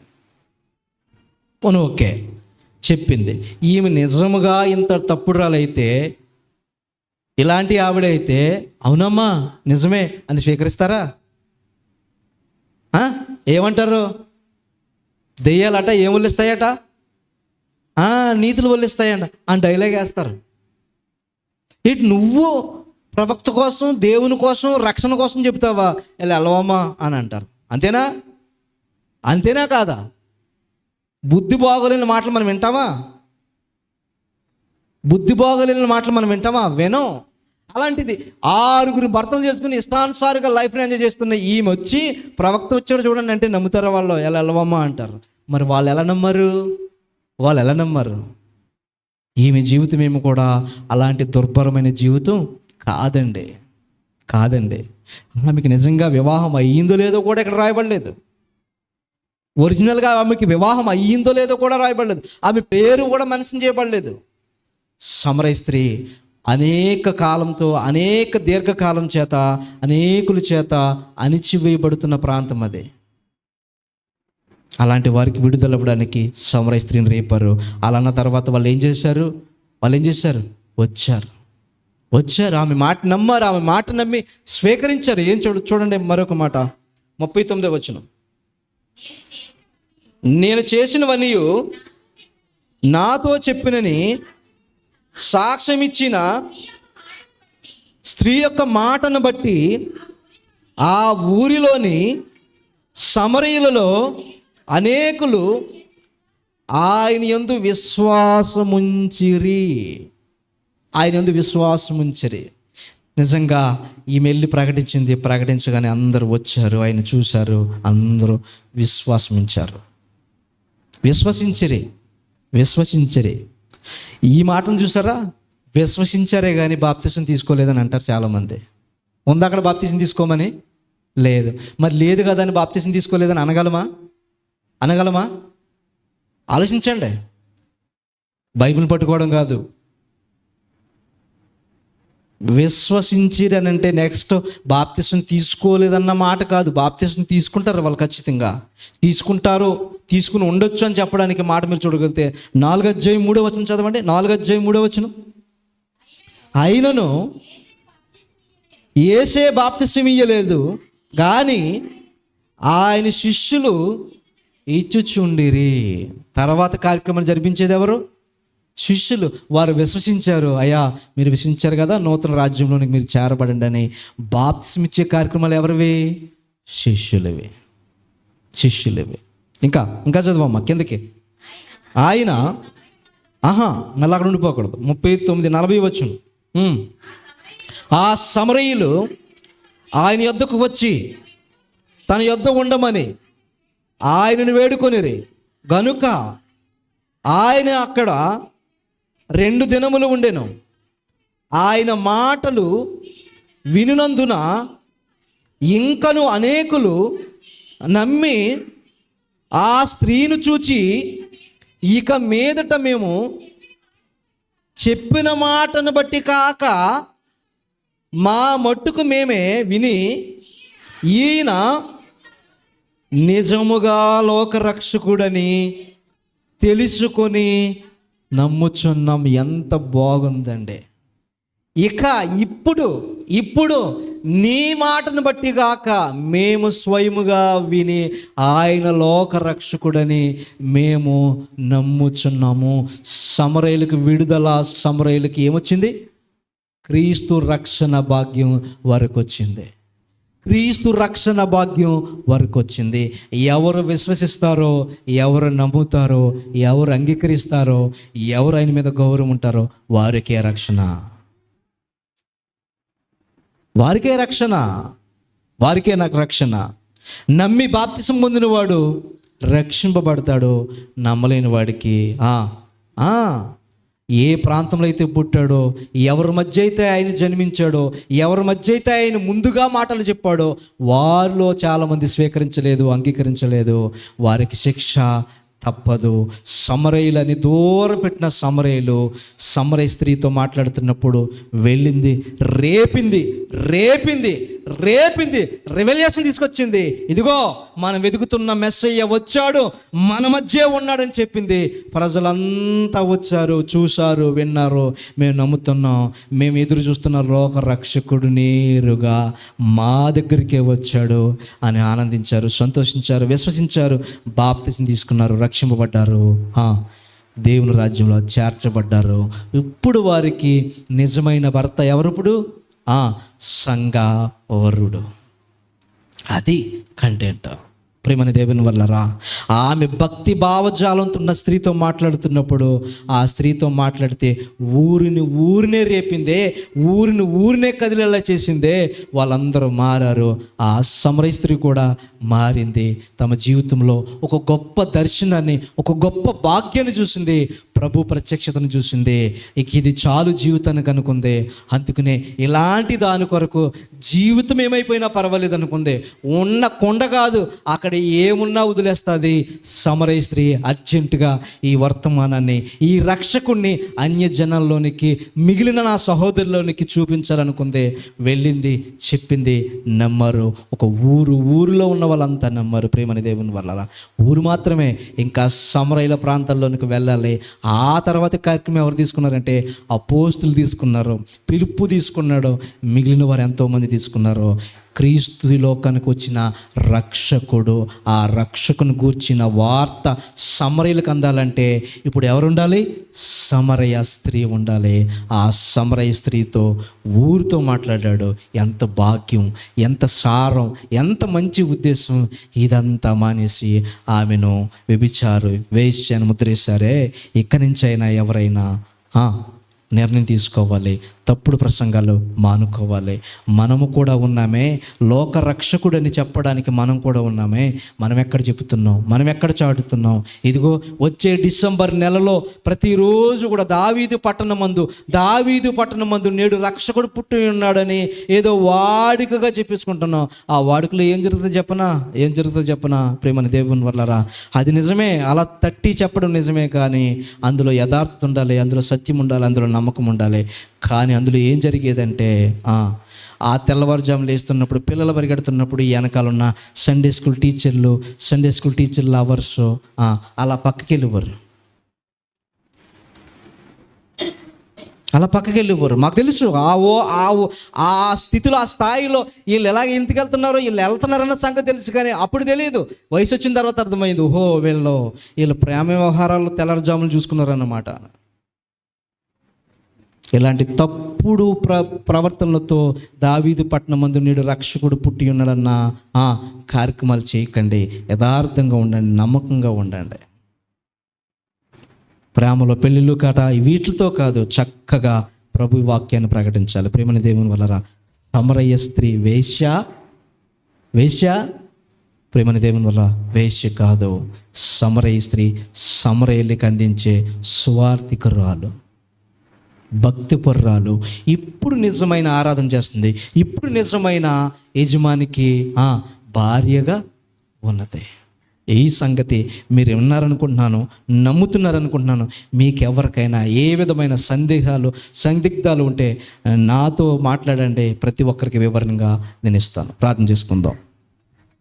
పరిశుద్ధుడు అయిన మా కన్న తండ్రి, కృపగల మా దేవ, ఘనమైన ఉన్నతమైన మహోన్నతమైన మీ నామానికి వందనములు, కృతజ్ఞతాస్తుతులు తెలియజేసుకుంటూ తండ్రి, ఇప్పటి వరకు విన్న మాటలైన తండ్రి, ఎంతో కాలం నుంచి నేను తండ్రి అపార్థం చేసుకున్న సందర్భాన్ని నైనా అర్థం చేసుకునే భాగ్యం మాకు దయచేశారని మేము నమ్ముతూ తండ్రి, ఇలాగే బైబిల్లో వ్రాయబడినని తండ్రి ప్రతి సంగతిని అపార్థాన్ని చేసుకోవడానికి బదులు నైనా తండ్రి అర్థం చేసుకోవడానికి మనసును మాకు దయచేయమని, వివేకం నిమ్మని, ఆత్మ నిమ్మని మిమ్మల్ని అడుగుతూనైనా తండ్రి, దేవా అవసరం కొద్దినైనా అవసరం లేకపోయినా తండ్రి ప్రసంగం చేసే సమయం నైనా తండ్రి ఆయన ఏదో ఒకటి మాట్లాడినైనా తండ్రి ప్రజల్లో తప్పును నైనా తండ్రి దిద్దేవారుగా కాకుండా తండ్రి సత్యాన్ని వినిపించి నన్ను తండ్రి, దేవా పాపాన్ని ఖండించి బుద్ధిని కలిగించి నన్ను తండ్రి లోక రక్షకుడిని నేను తండ్రి అనేక హృదయాలలో పుట్టేవారిగా చేయుటకు నేను తండ్రి ఆయన మమ్మల్ని నిలుపమని మిమ్మల్ని అడుగుతూ నేను తండ్రి, వ్యర్థమైన ఆరాధనలతో కాదు నేను తండ్రి, నిజమైన క్రిస్మస్ ఆరాధనలతో నేను తండ్రి, నిజమైన సత్యాన్ని నేను తండ్రి, సత్య సారాంశాన్ని ప్రకటించే వారిగా మమ్మల్ని నడిపించమని మిమ్మల్ని అడుగుతూ చేరువచ్చిన ప్రతి ఒక్కరిని కూడా జ్ఞాపకం చేసుకోమని మిమ్మల్ని